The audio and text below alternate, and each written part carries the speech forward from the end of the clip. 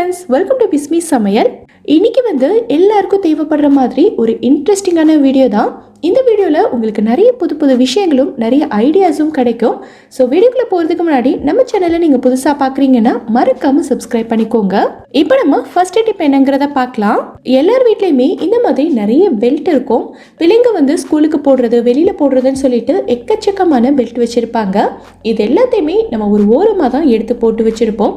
So தேவைப்படும் போது எடுத்தோன்னா ஒன்னோட ஒன்று சிக்கிக்கிட்டு எடுக்கிறதுக்கே ரொம்ப கஷ்டமாக இருக்கும்.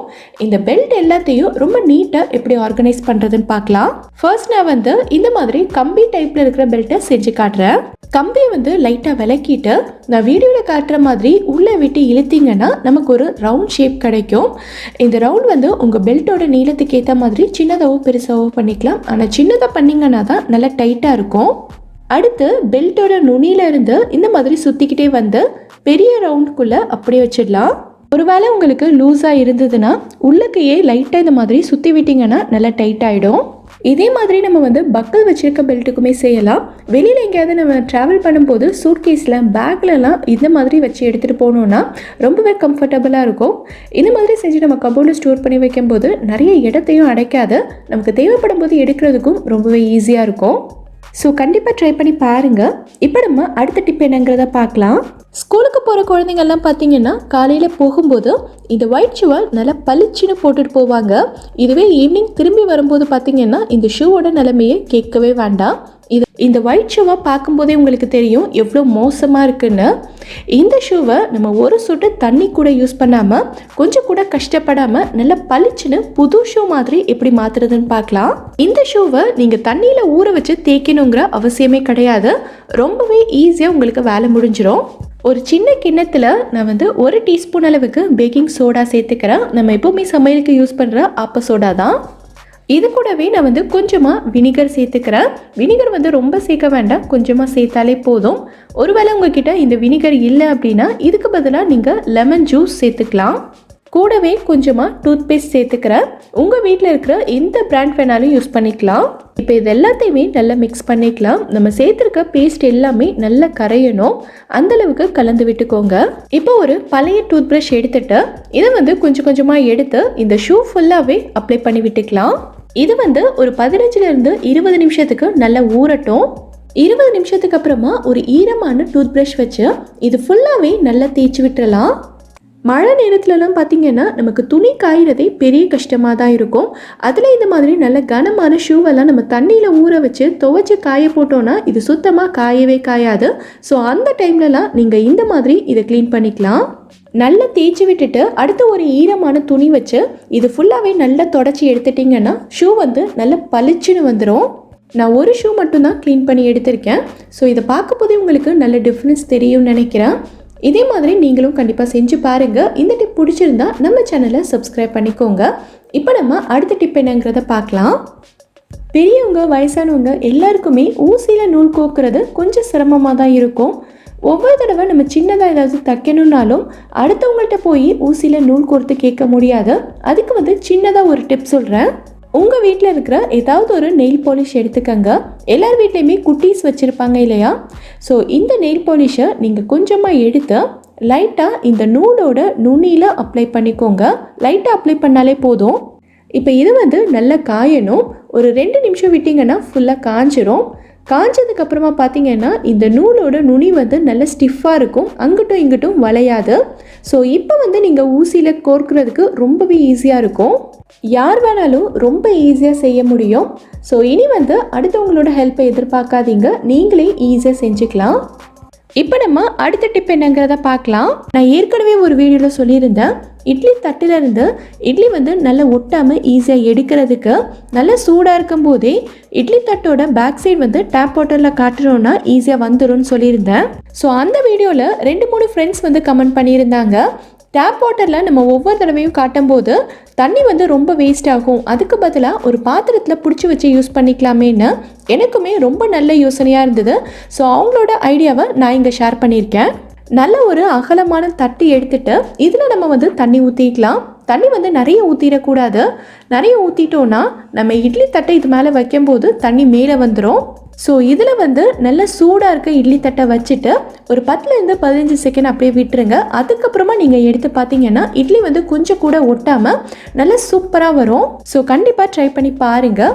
இதே மாதிரி உங்களுக்கும் வேறு ஏதாவது டிப்ஸ் தெரிஞ்சதுன்னா கண்டிப்பாக எனக்கு கமெண்ட்டில் சொல்லுங்கள். ஸோ எல்லாருக்குமே யூஸ்ஃபுல்லாக இருக்கும். நிறைய பேர் வந்து கேட்டிருந்தீங்க, குழந்தைங்களுக்கு லஞ்ச் பாக்ஸில் ஸ்நாக்ஸ் பாக்ஸில் பேக் பண்ணி கொடுக்குற மாதிரி ரொம்ப ஈஸியான ரெசிபி சொல்லுங்கன்னு. இப்போ நான் சொல்கிறத நீங்கள் 5 நிமிஷத்தில் செஞ்சு முடிச்சிடலாம். குழந்தைங்களுக்கும் ரொம்பவே பிடிக்கும். கண்டிப்பாக டிஃபன் பாக்ஸை காலி பண்ணிட்டு தான் வருவாங்க. இதுக்கு நான் வந்து ஒரு மிக்ஸி ஜாரில் 2 வாழைப்பழம் சேர்த்துருக்கேன். மீடியம் சைஸாக இருந்ததுனால 2 சேர்த்துருக்கேன். பெருசாக இருந்ததுன்னா 1 போதும்.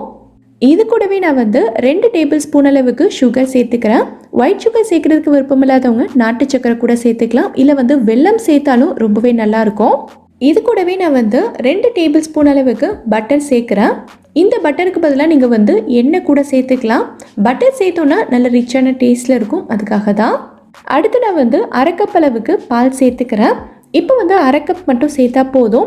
அடுத்து நம்ம வந்து தேவைப்பட்டுச்சுன்னா கூட கொஞ்சம் சேர்க்குற மாதிரி இருக்கும். நான் இன்றைக்கி வந்து காய்ச்சின பால் தான் சேர்த்துருக்கேன். இப்போ இது எல்லாத்தையும் நல்லா அரைச்சி எடுத்துக்கலாம். இந்த மாதிரி நல்ல நுர பொங்கி வரும். இப்போ இதை வந்து ஒரு பவுலுக்கு மாற்றிட்டு இது கூடவே 1 கப் அளவுக்கு மைதா சேர்த்துக்கிறேன். உங்களுக்கு மைதா வேண்டாம் அப்படின்னா இதுக்கு பதிலாக நீங்கள் வந்து கோதுமை மாவு கூட சேர்த்துக்கலாம். எது சேர்த்தாலுமே டேஸ்ட் வந்து சூப்பராக வரும். கூடவே 1 டீஸ்பூன் அளவுக்கு பேக்கிங் பவுடர், 1/4 டீஸ்பூனை விட கம்மியாக பேக்கிங் சோடா, கூடவே ஒரு பிஞ்ச் உப்பு சேர்த்துட்டு இது எல்லாத்தையும் நல்லா கலந்து விட்டுக்கலாம். இப்போ இது எல்லாத்தையும் கொஞ்சம் கூட கட்டி இல்லாமல் நல்ல ஸ்மூத்தான பேட்டராக கரைக்கணும். பேட்டர் வந்து உங்களுக்கு திக்காக இருக்கிற மாதிரி இருந்ததுன்னா நீங்கள் கூட கொஞ்சம் பால் சேர்த்துக்கலாம். நான் எக்ஸ்ட்ராவாக 1/4 கப் அளவுக்கு பால் சேர்த்து கலந்துருக்கேன். ஸோ பேட்டரோட கன்சிஸ்டன்சி பார்த்தீங்கன்னா இப்படி தான் இருக்கணும். இப்போது ஒரு பேனை சூடு பண்ணியிருக்கேன்.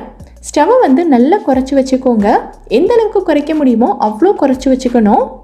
இப்போ இதில் கொஞ்சமாக பட்டர் அப்ளை பண்ணிவிட்டு நம்ம ரெடி பண்ணி வச்சுருக்க மாவை இதில் ஊற்றிடலாம்.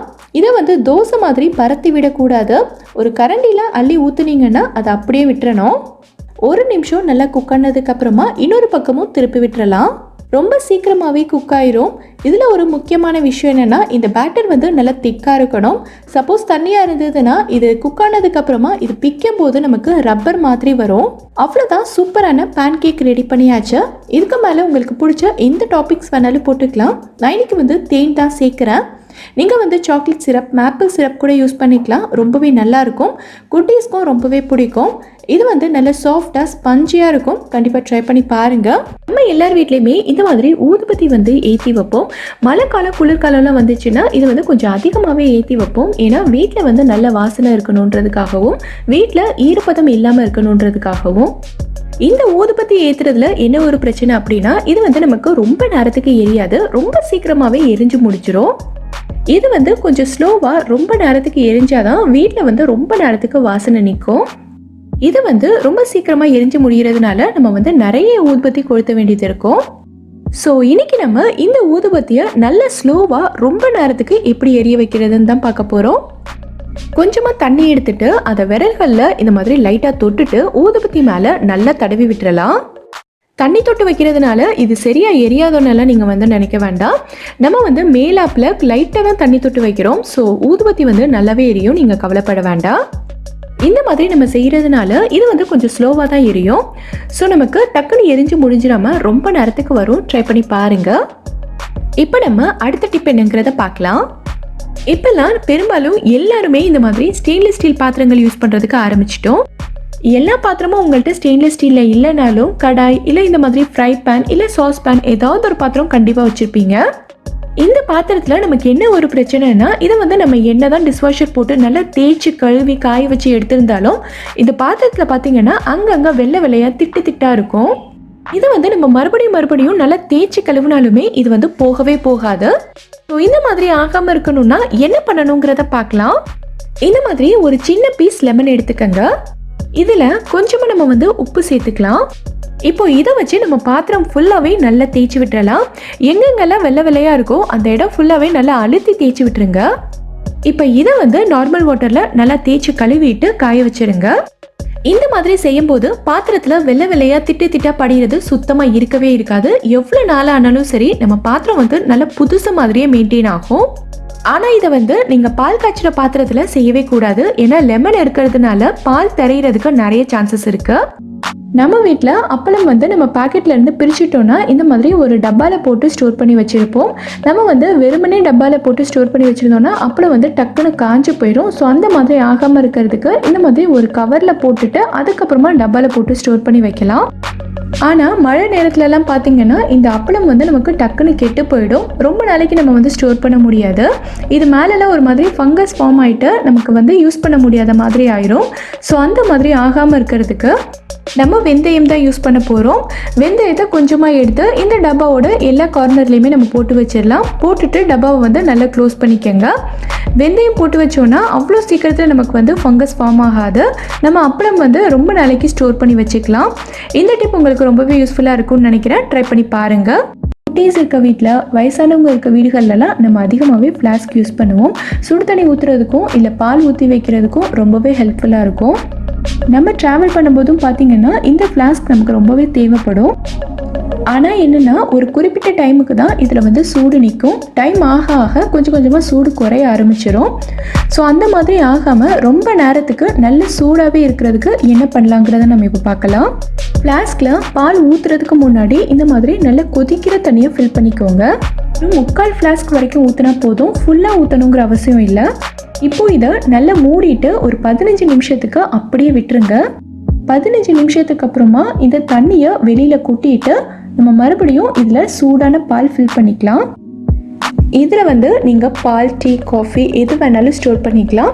சூடு வந்து எப்பவுமே இருக்கிறத விட ரொம்ப நேரத்துக்கு இருக்கும். நீங்கள் ட்ரை பண்ணி பாருங்கள்.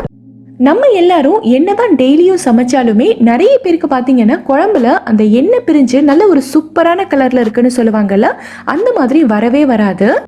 எந்த குழம்பா இருந்தாலும் பரவாயில்ல, நல்லா கொதிச்சு எண்ணெய் பிரிஞ்சு வந்தால் தான் அந்த குழம்போட டேஸ்ட்டும் அதை வந்து பார்க்குறதுக்கும் ரொம்ப நல்லா இருக்கும்.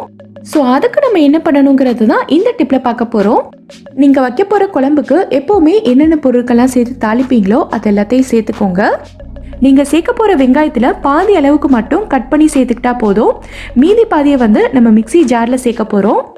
கூடவே நீங்கள் குழம்புக்கு சேர்க்க போகிற தக்காளியையும் கட் பண்ணிவிட்டு மிக்ஸி ஜார்லையே சேர்த்துருங்க. இப்போ இதை வந்து நம்ம அரைச்சி எடுத்துடலாம். ரொம்ப நைஸாக அரைக்கணுன்ற அவசியம் கிடையாது. கொஞ்சம் குறைன்னு இருந்தாலே போதும். இப்போ இதை வந்து நம்ம எண்ணெயில் சேர்த்து நல்லா வதக்கிக்கலாம். இந்த மாதிரி தக்காளியை நம்ம வந்து அரைச்சிட்டு சேர்க்கும் போது தக்காளியும் நமக்கு வந்து ரொம்ப சீக்கிரமாக வதங்கி வந்துடும். அது மட்டும் இல்லாமல் நம்ம குழம்புக்கும் இந்த தக்காளி வந்து ரொம்ப சூப்பரான கலர் கொடுக்கும். இப்போ இந்த தக்காளி வந்து நல்லா வதங்கிட்டு எண்ணெய் எல்லாமே நல்லா பிரிஞ்சு வரணும். இது வதங்க கலர் வந்து நல்லா சேஞ்ச் ஆகிட்டே வருது பாருங்க. மசாலா எதுவுமே சேர்க்காம நல்ல சூப்பரான ரெட்டிஷ் கலர்ல வந்திருக்கு பாருங்க. தக்காளி நல்லா வதங்கினதுக்கு அப்புறமா எண்ணெய் எல்லாமே பிரிஞ்சு வந்திருக்கு பாருங்க. இப்போ இந்த டைம்ல நீங்க சேர்க்க வேண்டிய மசாலா பொருட்கள் எல்லாத்தையும் சேர்த்து குழம்பு வச்சீங்கன்னா குழம்புல நல்லா எண்ணெய் பிரிஞ்சு வரும். குழம்போட கலருமே பார்க்கறதுக்கு அவ்வளோ சூப்பரா இருக்கும். உங்க எல்லாருக்கும் இது ரொம்ப யூஸ்ஃபுல்லா இருக்கும்னு நினைக்கிறேன். ட்ரை பண்ணி பாருங்க. இப்போ நம்ம அடுத்த டிப் என்னங்கிறத பார்க்கலாம். இப்போ நான் சொல்ல போற டிப் வந்து நம்மள நிறைய பேருக்கு ரொம்ப ரொம்ப யூஸ்ஃபுல்லா இருக்கும். இங்கே பார்த்தீங்கன்னா நான் வந்து எண்ணெய் பாட்டில் எடுத்திருக்கேன். நம்ம வீட்டில் இந்த மாதிரி எண்ணெய் பாட்டில், நெய் பாட்டிலெல்லாம் கழுவும் போது பார்த்தீங்கன்னா இதை வந்து நம்ம அப்படியே ஸ்க்ரப்பர் வச்சு தேய்க்கும் போது அந்த ஸ்க்ரப்பரில் இந்த எண்ணெய் எல்லாமே ஒட்டிட்டு ஒரு மாதிரி எண்ணெய் பிசுக்காக இருக்கும்.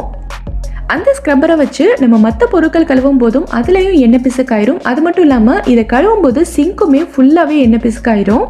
ஸோ இந்த மாதிரி பிரச்சனைகள்லாம் இல்லாமல் நம்ம சிங்க்லேயோ இல்லை ஸ்க்ரப்பர்லேயோ கொஞ்சம் கூட எண்ணெய் பிசுக்கு இல்லாத அளவுக்கு இதை ரொம்ப ஈஸியாக ஒரே நிமிஷத்தில் எப்படி க்ளீன் பண்ணுறதுன்னு பார்க்கலாம். இங்கே பார்த்தீங்கன்னா நான் வந்து 1 டீஸ்பூன் அளவுக்கு கோதுமை மாவு எடுத்திருக்கேன். கோதுமை மாவு தான் எடுக்கணும்னு கிடையாது. நீங்கள் வந்து மைதா, கார்ன்ஃப்ளவர் இல்லைன்னா அரிசி மாவு கூட எடுத்துக்கலாம். இப்போ இந்த மாவை வந்து எண்ணெய் பாட்டிலுக்குள்ளே போட்டுட்டு எல்லா பக்கமும் நல்லா ஸ்ப்ரெட் பண்ணி விட்டுருங்க. இந்த கோதுமை மாவு வந்து எண்ணெய் பாட்டிலுக்குள்ளே ஒட்டியிருக்க எண்ணெய் எல்லாத்தையும் ஃபுல்லாக உறிஞ்சிரும். இப்போ கை வச்சு இந்த மாவை பாட்டிலோட எல்லா பக்கத்துலையும் நல்லா தேய்ச்சி விட்டுருங்க. இப்போ பாருங்க, பாட்டிலில் ஒட்டியிருக்க எண்ணெய் எல்லாமே இந்த மாவோடு சேர்ந்துருச்சு. பாட்டிலில் கொஞ்சம் கூட எண்ணெயே இல்லை. இப்போ இந்த மாவு எல்லாத்தையும் நம்ம வெளியில் எடுத்துடலாம். சைட்லேயும் இதே மாதிரி நல்லா தேய்ச்சி விட்டுட்டு எல்லா மாவையும் வெளியில் எடுத்துருங்க. இப்போ பாருங்க, இதில் கொஞ்சம் கூட எண்ணெய் பிசுக்கே இல்லை. இப்போ இதை வந்து நீங்கள் எப்பவும் போல் பாத்திரம் தேய்க்கிற சோப் போட்டு நல்லா கழுவிடுங்க. அவ்வளோதான், ஒரே நிமிஷத்தில் எண்ணெய் பாட்டில் பளிச்சுன்னு ஆயிடுச்சு. இந்த டிப் உங்களுக்கு ரொம்பவே யூஸ்ஃபுல்லாக இருக்கும்னு நினைக்கிறேன். ட்ரை பண்ணி பாருங்க. இந்த வீடியோவில் நான் சொல்லியிருக்க டிப்ஸ் எல்லாமே உங்களுக்கு ரொம்பவே யூஸ்ஃபுல்லாக இருக்கும்னு நினைக்கிறேன். யூஸ்ஃபுல்லாக இருந்ததா அப்படிங்கிறத கண்டிப்பாக எனக்கு கமெண்ட்டில் சொல்லுங்கள். இந்த வீடியோ பிடிச்சிருந்தா லைக் பண்ணுங்கள். உங்கள் ஃப்ரெண்ட்ஸ், உங்கள் ஃபேமிலி மெம்பர்ஸ் கூட இந்த வீடியோவை ஷேர் பண்ணுங்கள். மறக்காமல் நம்ம பிஸ்மி சமையலுக்கு சப்ஸ்கிரைப் பண்ணிவிட்டு பக்கத்தில் இருக்கக்கூடிய பெல் ஐக்கானையும் கிளிக் பண்ணி அதில் ஆல் ஆப்ஷனையும் செலக்ட் பண்ணுங்கள். தேங்க்யூ.